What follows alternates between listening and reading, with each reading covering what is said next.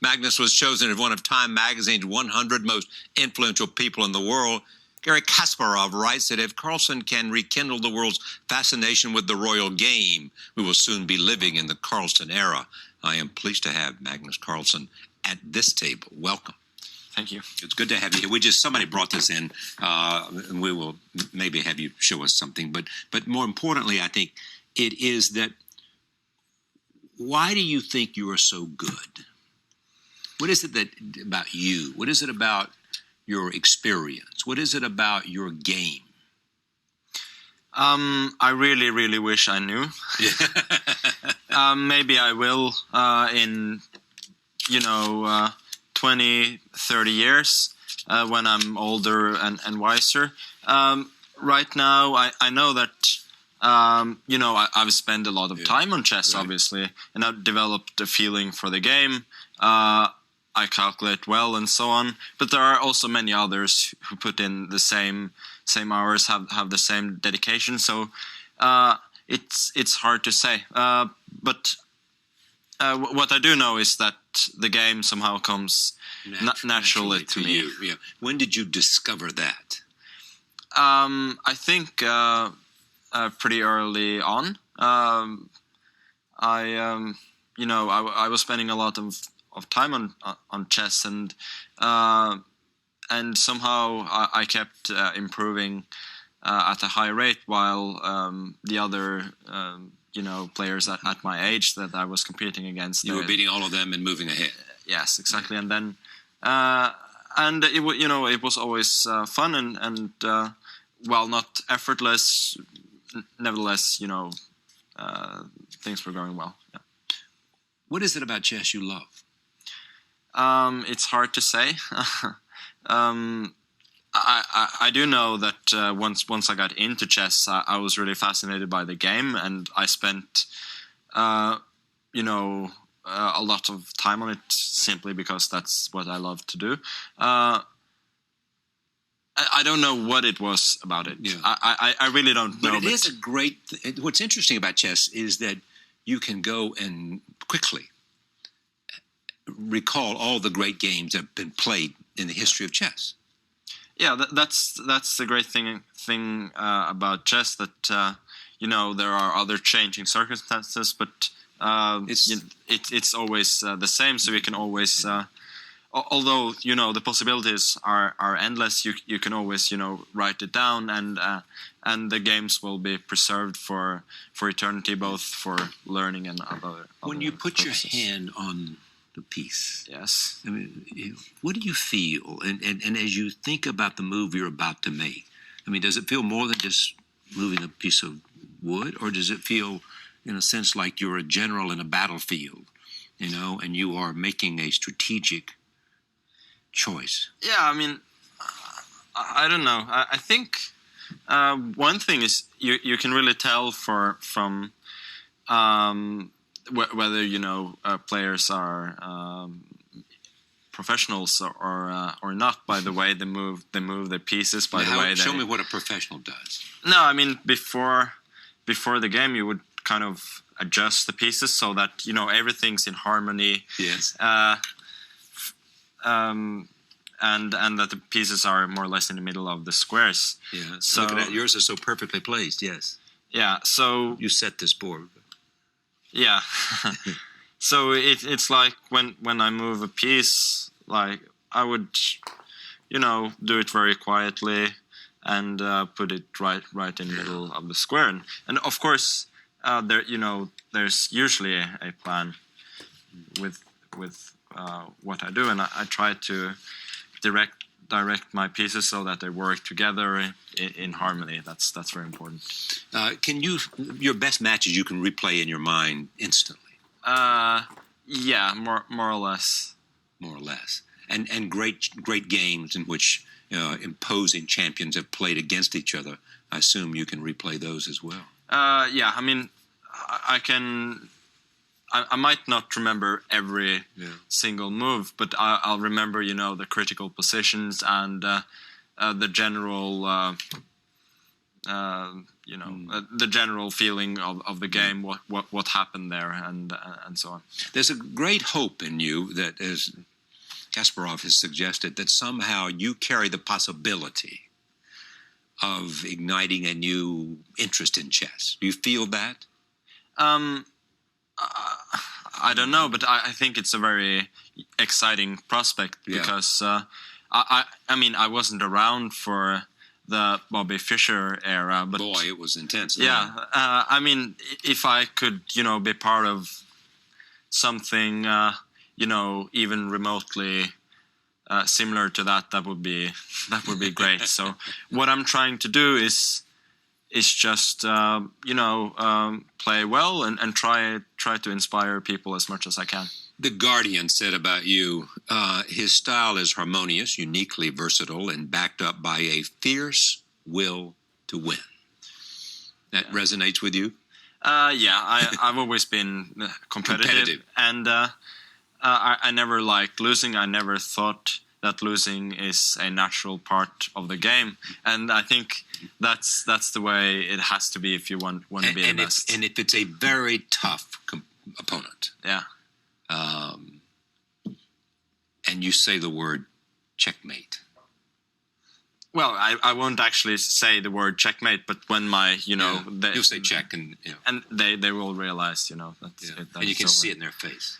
Yeah, that's a good feeling, obviously.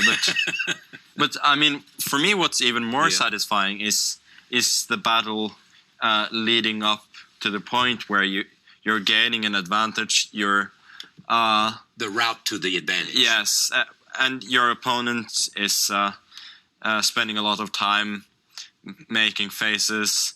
And you know that you got him. They're struggling. Yeah, and I mean that's in a way the most satisfying, more than the end, which is often a matter of wrapping up. Yeah, wrapping up. It's over. Yeah.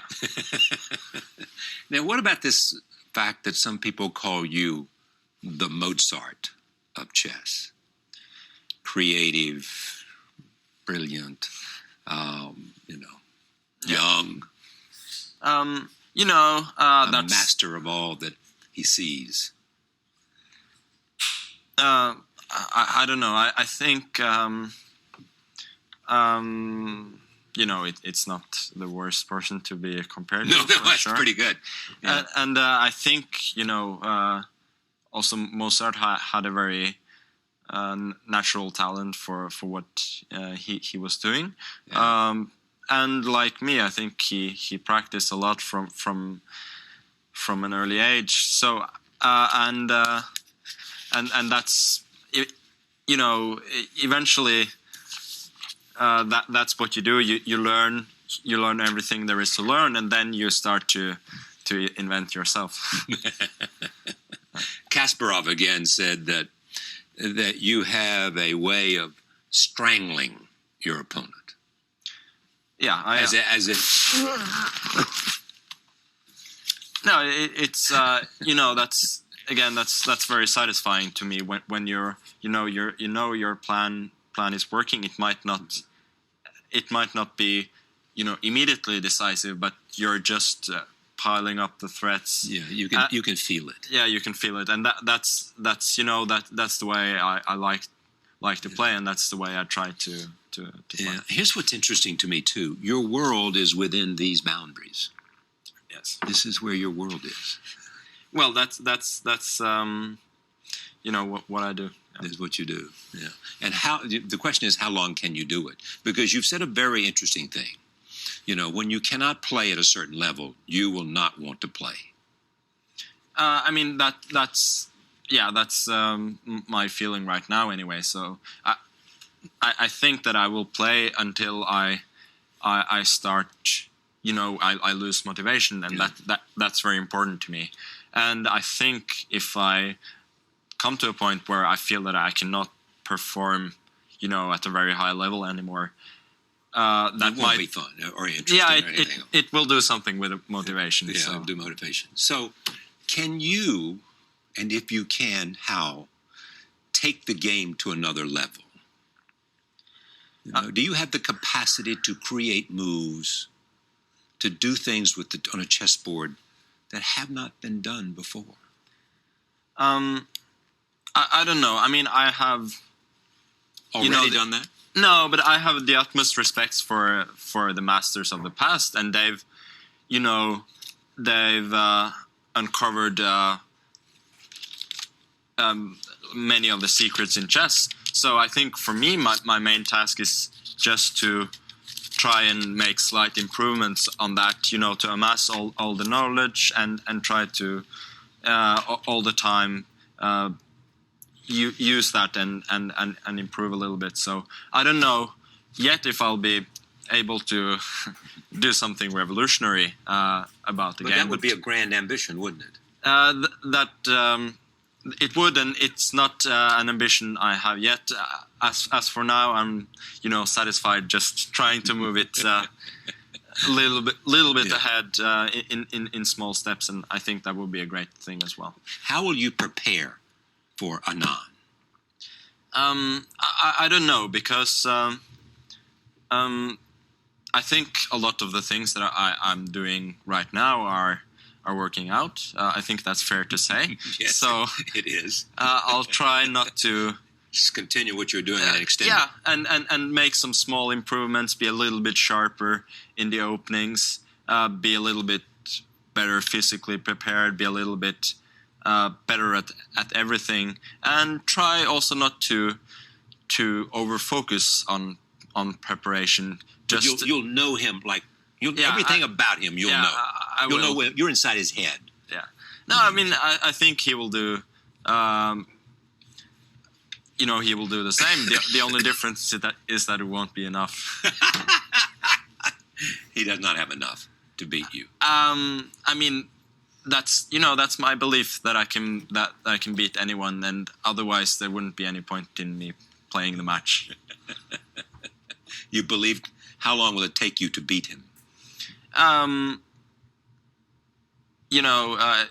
think the length of the match will probably be 12 games. Yeah. So it's first to 6.5 points. So if I get there in the end, I'm going to be very happy, no matter how long it takes. Show me, and just the magic of the game. There's lots of talk about an opening. Yeah. Let's assume that I play a little bit of chess, but talk to me about the significance of the opening, and because they're classical openings that carry the names of great chess masters. Mm-hmm. No, I think in the opening it's important to. I mean, with the modern computer age, there are some new ideas and such, but the principles are basically the same. That in the opening you should try to control as many of the central squares as possible, because from the center you can more easily maneuver to either side. And so chess is about owning the center? Yeah, I mean, most of the time it is. In a battlefield, if you can see from each side, you can control everything more easily. While if you're stuck on a flank, you're much more vulnerable. Do you read beyond chess? Do you read history of Napoleon, history of great battles? Does that have any fascination for you? Yeah, I did read when I was probably 8-9 years old. I read a lot about Napoleon. Maybe not for so much for chess strategy as just I thought it was an interesting dude. Yeah. I mean, whatever he did, I mean, was obviously not cool, but an interesting figure in history. Absolutely. Now, you have on your jacket there, VG here, Arctic here, Simonson there. Yes. Are you a walking, talking, advertising machine? No, it's just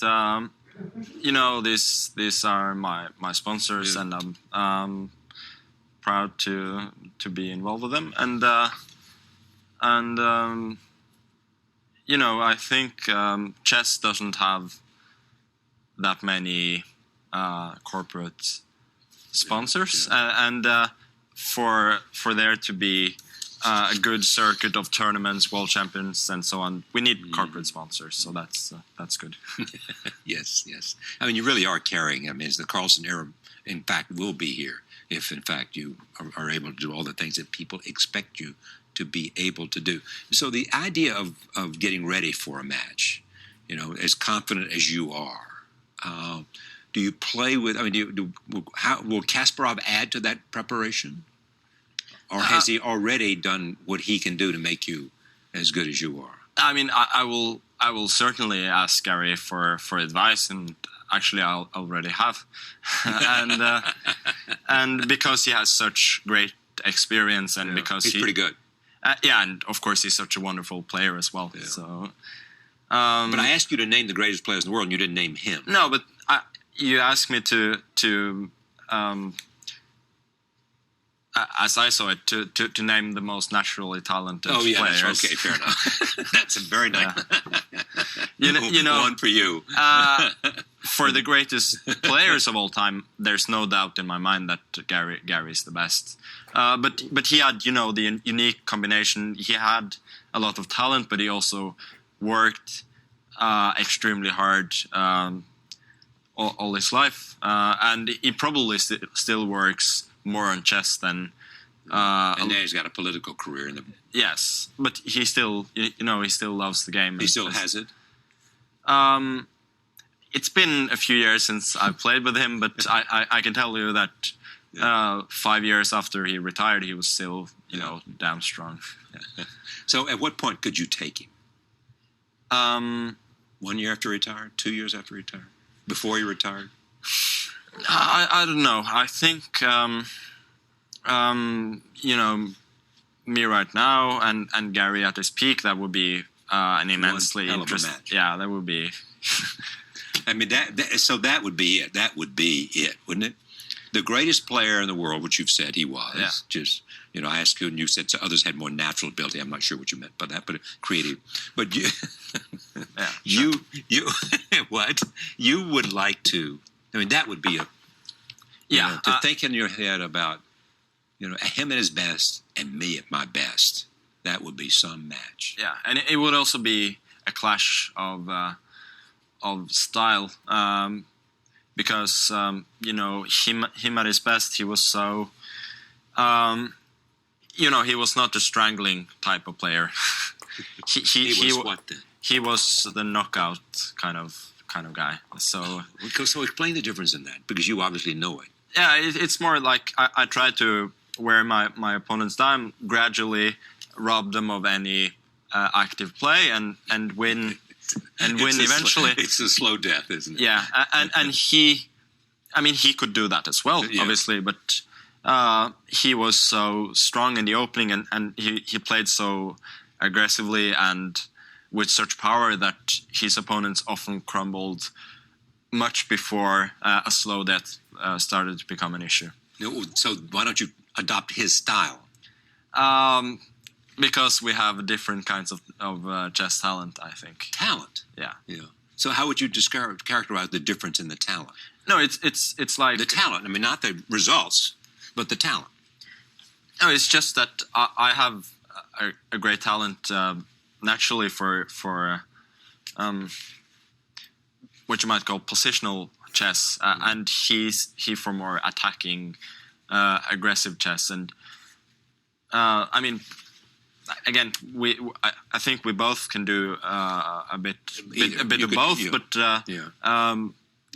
that's the definite strength, and I think that comes, from talent, how you were brought up, how you were taught to approach the game.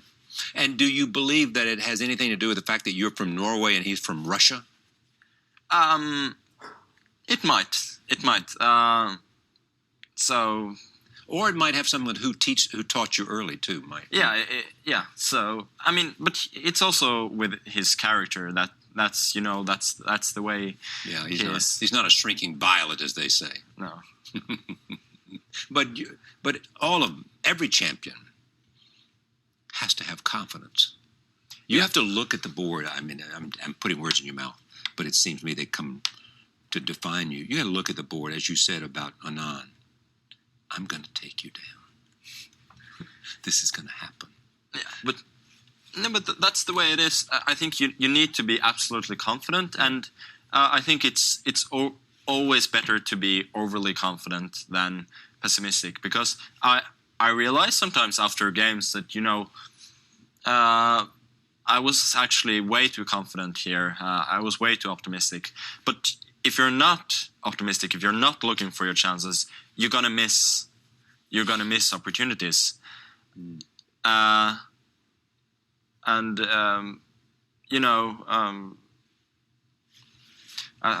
mean, I think there are plenty of players in history who have been, immensely talented, but they're just too pessimistic. They see too many dangers that are not there, and so on, so that they cannot perform That's at very a interesting. very high level. They see dangers that are not there. Yeah. So therefore, they don't play at the highest level.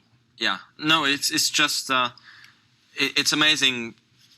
I realize from time to time, people who are not particularly strong players, but still they're very good players. But they could be one of the best if they just had more confidence.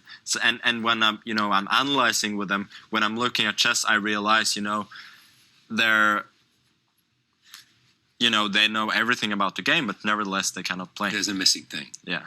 It's like a winner's edge. Yeah, you need to have that. You need to have that edge. You need to have that confidence. You need to have that absolute belief that you're the best and you'll win every time. Were you born with that?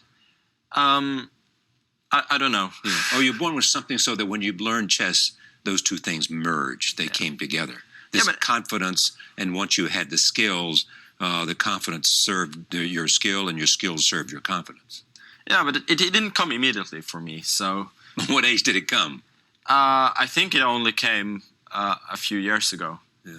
How old are you now? I'm 22. So I think at about age 16 or 17, I realized, that I'm. But because you realized what? That I'm probably going to be the best at some point, and I need to show that. I need to be more confident and need to take a different approach, because before that, sometimes I would be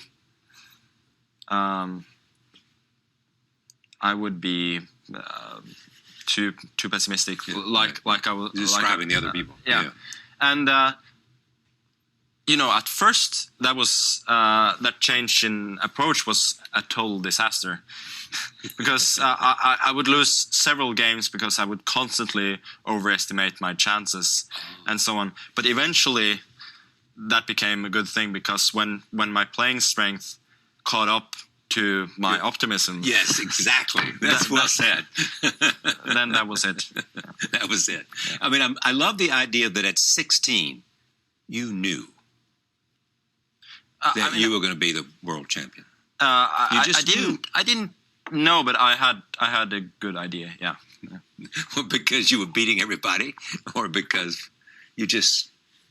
No, it's just a feeling I had, because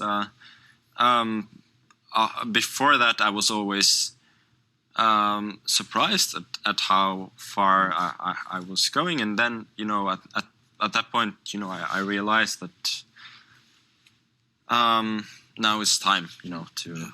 You must understand this. Now, I don't want to embarrass you, but you must understand this following idea, because of your talent first, experience second, the way you look, your personality. This could be huge. This could be huge. I mean, you can be an international figure of really, in the world of chess, incomparable. I hope so, both for myself and also for the game. And for the game. Yeah. It's a great pleasure to meet you. Yeah, thank you very much. Thank you. Magnus Carlsen,